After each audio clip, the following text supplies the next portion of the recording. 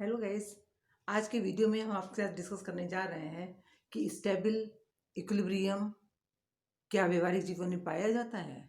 Martial ने बताया कि व्यवहारिक जीवन में स्टेबल इक्विलिब्रियम ही पाया जाता है जो कि दीर्घकाल तक बना रहता है।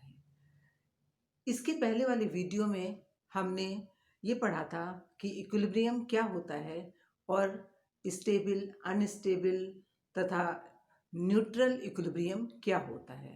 आइए एक बार फिर से रिवाइज कर लेते हैं कि इक्विलिब्रियम क्या होता है। इक्विलिब्रियम की अवधारणा को भौतिक विज्ञान से लिया गया है, लेकिन अर्थशास्त्र में इसका अर्थ थोड़ा सा अलग होता है, क्योंकि अर्थशास्त्र एक ऐसा विज्ञान है जिसका संबंध मनुष्य से होता है।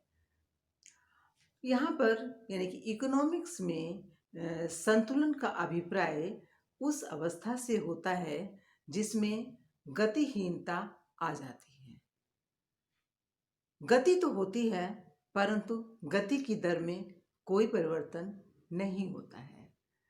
जैसे कि उपभोक्ता जब संतुलन में होता है तो वो उपभोग तो करता है, लेकिन उपभोग को घटाता और बढ़ाता नहीं है। इसी प्रकार से उत्पादक जब संतुलन की अवस्था प्राप्त कर लेता है तो वो उत्पादन तो करता रहता है, किंतु उत्पादन की मात्रा न घटाता है न बढ़ाता है। इस अवस्था को कहते हैं संतुलन। इसमें गति तो होती है लेकिन गति की दर में कोई परिवर्तन नहीं होता है, जबकि भौतिक विज्ञान में संतुलन का अर्थ उस अवस्था से होता है जिसमें गतिहीनता होती है, जिसमें कि कोई गति नहीं होती है। किंतु इकोनॉमिक्स में ऐसा नहीं होता है। इकोनॉमिक्स में संतुलन की अवस्था में गति तो होती है किंतु गति की दर में कोई कमी या कोई वृद्धि नहीं होती है। जैसे कि आप उपभोक्ता का ही एग्जाम्पल ले लीजिए कि कोई उपभोक्ता जो है संतुलन की अवस्था में तभी होता है जबकि उसको अधिकतम संतुष्टि प्राप्त हो रही होती है।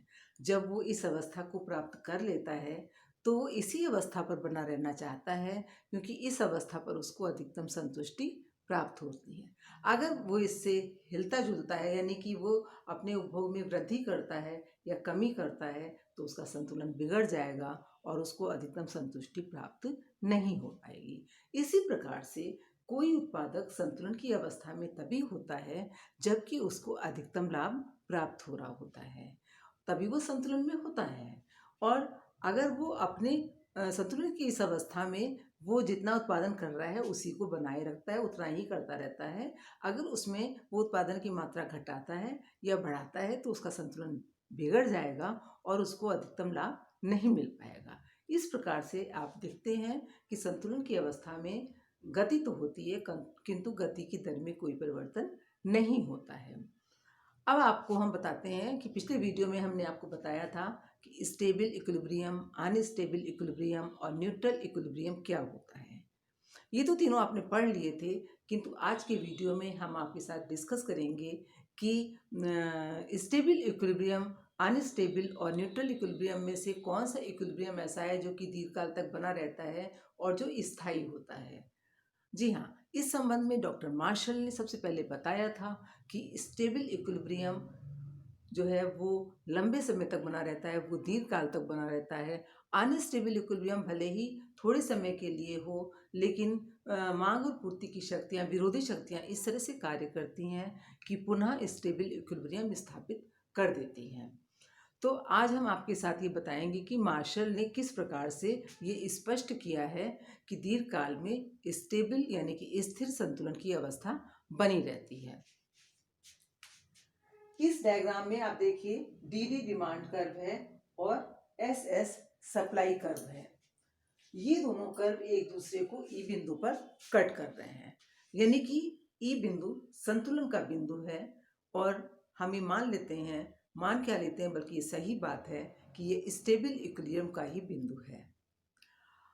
अब हम ये देखेंगे कि किस प्रकार से स्टेबल इक्विलिब्रियम बना रहता है दीर्घकाल में। अल्पकाल में भले ही अनस्टेबल इक्विलिब्रियम हो, यानी इक्विलिब्रियम से ऊपर या नीचे की स्थिति हो जाए, परंतु दीर्घकाल में संतुलन जो है ई बिंदु पर ही रहेगा।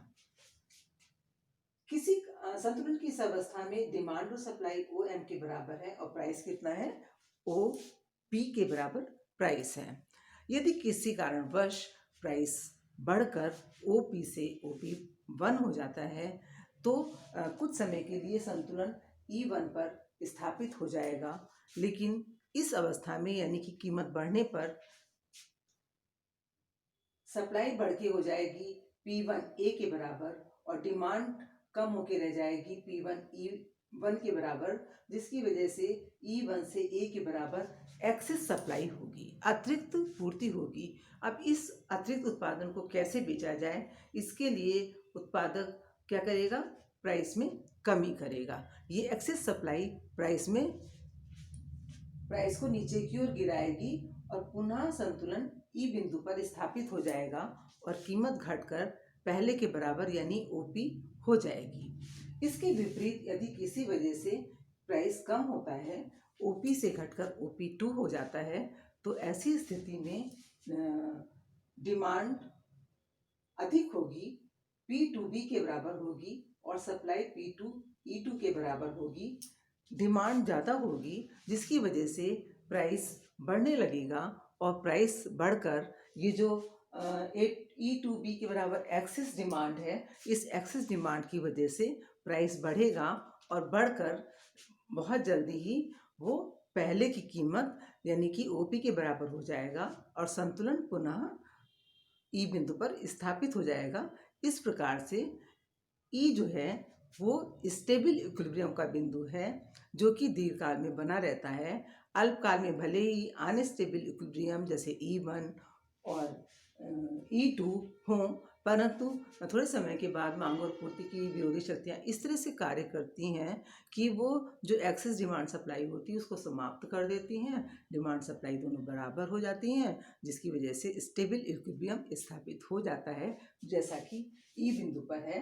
ई बिंदु स्टेबल इक्विलिब्रियम का बिंदु है और इसी स्टेबल इक्विलिब्रियम का समर्थन किया है मार्शल ने और आर्थिक विश्लेषण में यानी फर्म की कीमत के निर्धारण, वस्तु की कीमत के निर्धारण में या उपभोक्ता ने अधिकतम संतुष्टि प्राप्त करने के लिए या उत्पादक ने अधिकतम लाभ प्राप्त करने के लिए संतुलन की इसी अवधारणा का यानी स्टेबल इक्विलिब्रियम की अवधारणा का प्रयोग किया है। ये स्टेबल इक्विलिब्रियम स्थायी होता है और ये व्यवहारिक होता है। Thank you.